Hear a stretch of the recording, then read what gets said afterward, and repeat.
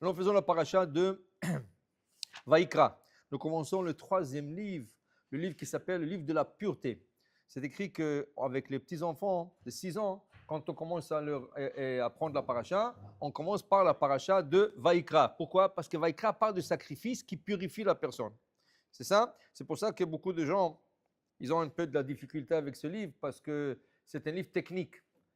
Il n'y a pas beaucoup d'histoires. Il y a quelques histoires, mais pas beaucoup d'histoires comme Abraham, Yitzhak, Yaakov et tout ça. Alors, ce n'est pas aussi intéressant pour eux comme les autres, mais c'est un livre très, très important. D'ailleurs, nous étudions ce livre chaque matin quand nous faisons le korbanot. Okay? Nous faisons le korbanot chaque matin, alors nous disons Ezeo Mekomash Zvachim, Kodesh Kodashim, Shelamim, Khatat, Hasham, tout ça, ça vient de ce parachute qu'on va lire maintenant. On va dire quelque chose, on va commencer sur le premier verset de la paracha. Le premier verset de la paracha, il est écrit Vaikra El Moshe. Et Hachem, il appelle à Moshe Rabbeinu. Okay? C'est écrit ici Vaikra El Moshe, Vaidaber Adonai Elav, Me'oel Moed. Très bien. Jusqu'à date, on a appris à propos du Mishkan, la construction du Mishkan, tout ce que ça a pris, comment ils ont fait, comment ils ont... Et là, une fois que le Mishkan était sur pied, alors qu'est-ce que tu fais avec?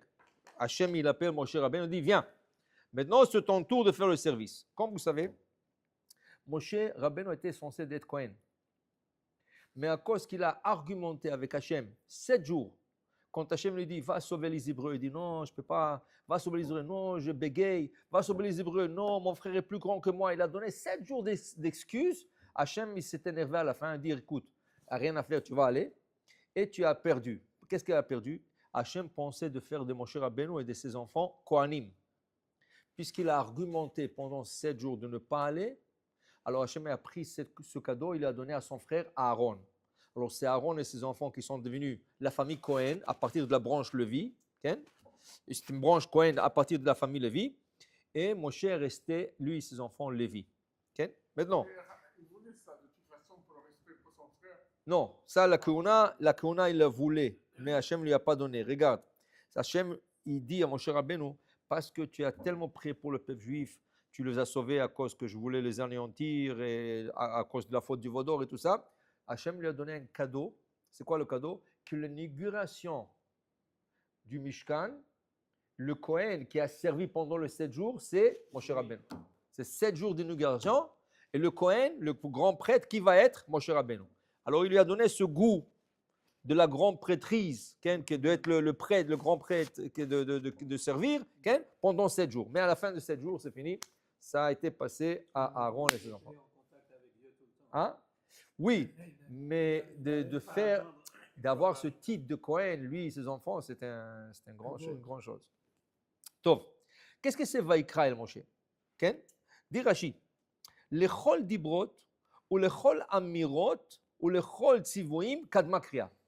Avant que Hachem, il apprend une paracha à Moshe Rabbeinu, une loi, quelque chose de la Torah, d'abord Vaikra El Moshe. C'est pas qu'il venait dire, on met les tefillim. Non. Moshe, quoi? Viens, je t'apprends. On met le tefillim, on s'assoit dans la souka. Ça veut dire que quand tu commences à parler à quelqu'un, tu dis, Yaakov, ça va? Après, tu lui parles. Il y en a qui disent, tu sais, l'autre, de quoi tu veux parler? Des fois, il y a des gens qui commencent au milieu de la phrase. Et après, tu dis, d'où tu viens, toi? De quoi tu parles? Je ne sais même pas que tu parles. Dit Hachem, non, Vaikra El Moshe. D'abord, Vaikra El Moshe. Moshe, oui, voilà, écoute, qu'est-ce que j'ai à te dire? Dans la Torah, le mot Vaikra, dernière lettre de ce mot, Aleph, elle est minuscule. Pourquoi? Parce que Moshe, il dit, quoi? Dieu, vous allez écrire que vous m'avez appelé? Qui suis-je que vous m'appelez? Je ne suis rien du tout. Écrivez dans la Torah que, comme Vaikar, ça veut dire que par hasard, il lui a parlé. D'où est-ce qu'on trouve ça? On trouve ça chez le prophète des nations du monde, Bil'am. Vaikar Hashem el Bil'am. Vaikar, ça veut dire mikre, par hasard. Comme ça, inattendu. Alors Hachem lui a parlé à Bilam. À Bilam, Hachem ne l'appelait pas. Il venait chez lui dans le rêve, il parlait comme ça. Ou il parlait des fois comme ça. Mais pas qu'il appelait la Riba par amour. Alors Moshe, il veut que Hachem lui dise, écrit la même chose sur lui. Tu lui as dit, non, non, non, non, non. Toi, tu es mon préféré. Toi, Vaïkra. Moshe, il avait de la difficulté à l'écrire. Quand Hachem lui a dicté la Torah, qu'est-ce qu'il a fait? Il a écrit la lettre Aleph minuscule. C'est comme s'il n'est pas là. Et ça se lit Vaïkra, Vaïkar. Si tu ne vois pas le Aleph, tu vas dire Vaïkar. Comme Bil'am, l'Avdil. Okay? Mais on sait que la Mesorah dit qu'il lit Vaïkra. Tellement il était anav, tellement il était humble, mon cher Rabbeinu, il ne voulait pas qu'Hachem écrit sur lui. Okay? Qu'est-ce que ce verset nous apprend? Selon le Chachamim, il y a plusieurs enseignements, mais un que je trouve un très bel enseignement, c'est des fois Hachem t'appelle à chacun. Hachem peut appeler à chacun. Okay? La question, est-ce que tu écoutes? Est-ce que tu écoutes la voix d'Hachem? Il y en a qui captent, qu'Hachem leur parle à travers quelque chose qui se passe devant eux, okay? Des signes. Il y en a qui n'écoutent pas. Alors, quand Hachem t'appelle, ce n'est pas nécessairement... Tu sens comme si Hachem te parle à travers une situation dans la vie. Alors, je vous donne un exemple. C'est écrit quand les frères de Yosef se sont réunis et ils ont décidé de jeter Yosef dans le puits. Okay? D'abord, ils ont décidé de le tuer. Okay? Et là, Vaishma Reuven. Et Reuven a écouté. Il a dit non, jamais de la vie. On ne va pas le tuer. C'est notre frère. On va le mettre, on va le jeter dans le puits.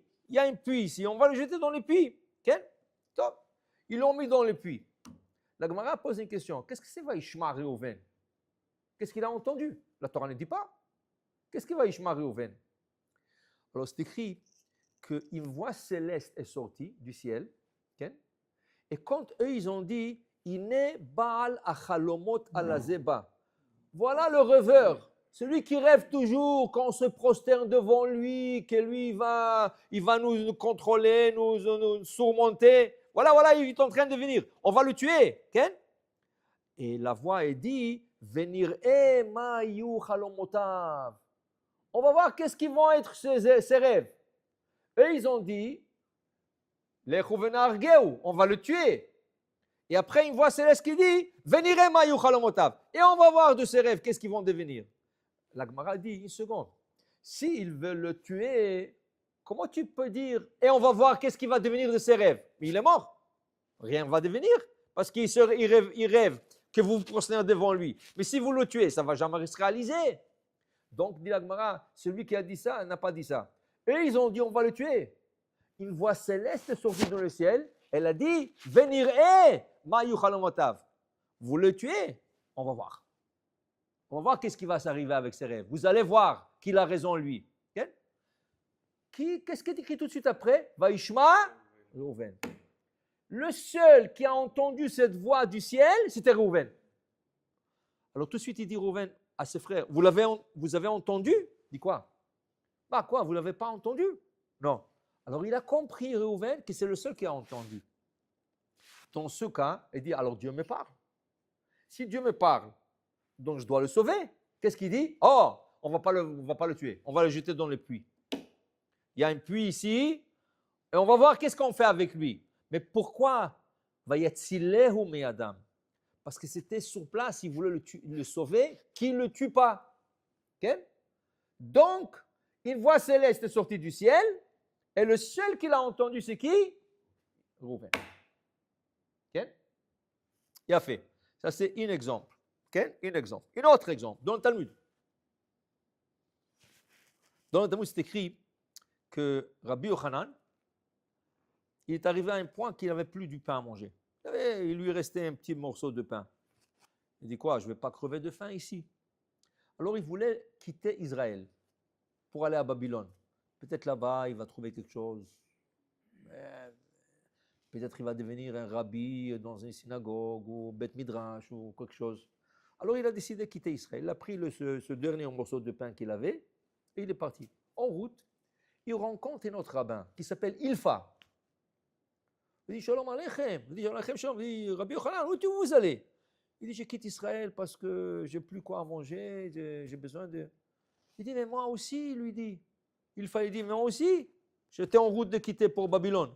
Oh très bien, alors allons-y ensemble. Et ils ont commencé à prendre la route. Ils prennent la route. C'était déjà midi, ils avaient faim, ils avaient chaud. Il y avait un pont. Et sous le pont, il y avait de l'ombre. Alors ils ont dit, on va s'asseoir sous le pont, prendre le petit morceau de pain qui nous reste et se rafraîchir un peu. Et c'est ça, un petit break. Top. Ils se sont mis là-bas. Du coup, il y a une voix céleste qui dit, qu'est-ce qu'ils ont fait? Qu'est-ce qu'ils font ces deux-là? Ils quittent Israël? Quoi? Ils quittent la Torah et tout ça?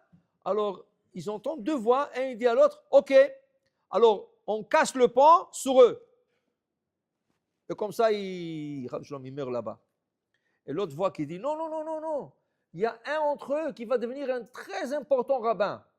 Alors, il ne faut pas leur toucher. Qui c'est qui entend toute cette discussion? Rabbi Yochanan. Il dit à Ilfa, tu viens d'entendre qu'est-ce que j'ai entendu? Il dit quoi? Qu'est-ce que tu rêves? Il n'y a personne ici. Je n'ai rien entendu. Qu'est-ce qu'il lui dit? Il lui dit au revoir. Il dit où tu vas? Je retourne en Israël. Il dit pourquoi? Il dit non, parce que je sens que mon mazal est là-bas. Il dit mais tu es en route pour aller. Il dit oui, mais je ne sais pas, je n'ai pas envie d'aller. Il est retourné en Israël. Dès qu'il rentre dans le port de la ville d'Israël, le grand rabbin d'Israël est décédé. Et ils ont cherché un remplaçant. Il dit, oh, Rabbi Yochanan est là. C'est un grand racham. Lui, il va prendre la place. Ils l'ont enrichi. Et là, il est devenu le grand rabbin d'Israël. Le maître d'Eretz Israël. Il est parti à Babylone. Après, il a entendu, oh, vous savez, c'est que lui, le grand rabbin qui est devenu, c'est Rabbi Yochanan. Il dit, quoi? Mais j'étais avec lui en train de... Il est retourné vers Israël. Et il a vu. Il dit, qu'est-ce que c'est ça? Il dit, je ne sais pas, j'avais le feeling, j'avais le sentiment que je dois revenir. Voilà. Qu'est-ce qu'il a fait, Ilfa? Il est monté sur un mât de bateau. Il est monté. Il a dit, si quelqu'un me pose une question d'Halakha et je ne sais pas répondre, je me jette du bateau. Parce qu'Ilfa, il était encore plus grand dans la Torah que Rabbi Yochanan. Il était plus grand dans la Torah de Rabbi Yochanan. Il dit quoi? Vous l'avez pris à lui, mais moi je suis plus grand que lui. Il dit oui, mais tu n'étais pas là. Tu n'étais pas là, c'est lui qui était là. C'est pas qu'il n'était pas. Rabbi Yochanan était très grand. Oui, regarde qu'est-ce que la Torah, là, le Talmud dit de Rabbi Yochanan. Mais il était plus grand dans la Torah. Mais il n'était pas là. Si tu serais là, on t'aurait pris, mais lui était là, alors il a gagné.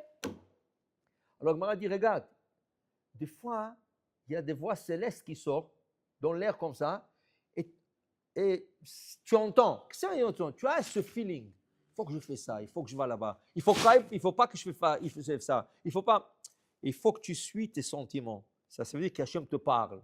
Et si tu captes le message, tu as gagné. Okay?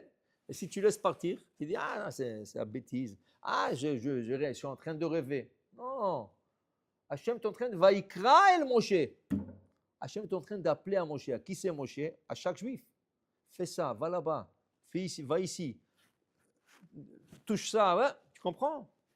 Alors, on est toute la journée avec des messages d'Hachem. Alors, il faut suivre. On est guidé ça, exact. Alors, toujours, il faut suivre ses sentiments. Maintenant, si tu veux faire quelque chose d'interdit, on ne parle pas de ça. Ah, Dieu m'a dit de faire ça. On ne parle pas de ça. Tu veux faire une affaire. Tu veux te marier, tu veux faire une affaire, tu veux toutes sortes de petites choses comme ça. Okay? Tu suis qu'est-ce qu'Hachem est en train de dire. Chacun il a un feeling, un sentiment. Suis-le. Parce que ça, c'est le message du ciel. Amen. Amen. Oui.